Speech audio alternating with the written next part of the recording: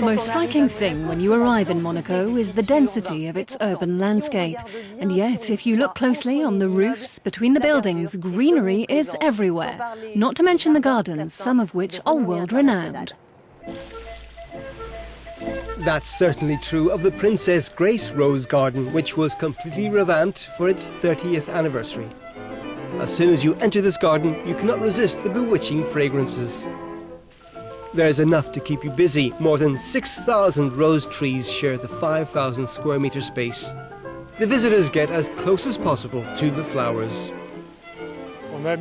We've created between the beds small lanes that meander through the roses, and we covered these lanes with recycled materials. They're natural peach stones. The Rose Garden is a certified ecological vegetal space.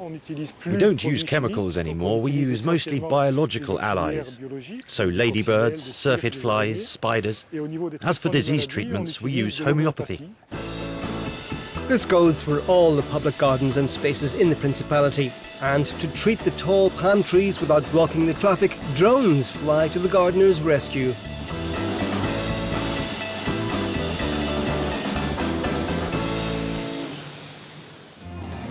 Garden culture developed along with tourism in Monaco at the beginning of the 20th century.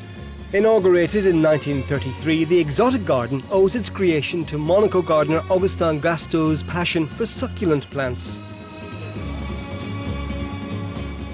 They're plants with an enlarged organ which stores water. Today, the exotic garden is managed by another enthusiast, botanist Jean-Marie Solichon.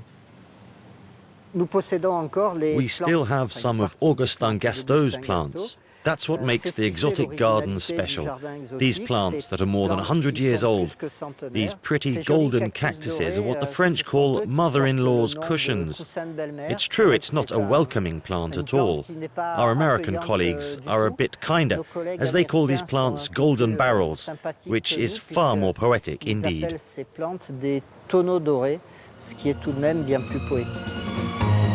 The exotic garden also has a mission of botanical conservation and shares vegetal materials with other gardens all over the world.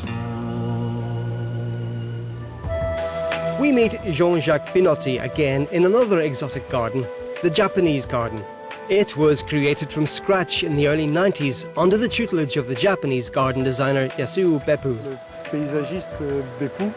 The garden designer Beppu made a point in following and applying the precepts taught in Kyoto's schools. It's the realm of myths, legends. There are religious references.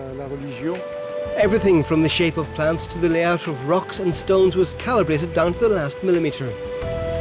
The garden designer wanted to integrate into his garden a reference to the Mediterranean and to Monaco, and, if possible, an old tree to give the notion of old age, of tradition, of the passing of knowledge through generations in Japan and in Japanese gardens, which is extremely vivid. A Japanese person who visits this garden feels almost at home. Everybody in Monaco has a responsibility for the greenery. Real estate developers have a legal obligation to treat roof terraces as gardens, encouraging the Principality's residents to help with the greening of the city. That was the case for this family. It's my mother-in-law Brigitte who created it from scratch. She designed it all. Everything's natural. For example, we have organic tomatoes and grapes. The plants are all local. We have olive trees, many cacti and so on that require little care, and gardeners come to look after them every 2 or 3 months. It's really important to have an outdoor space in Monaco to escape all this urbanization.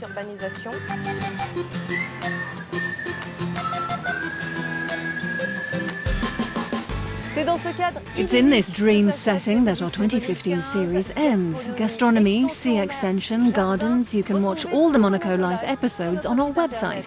See you soon on Euronews.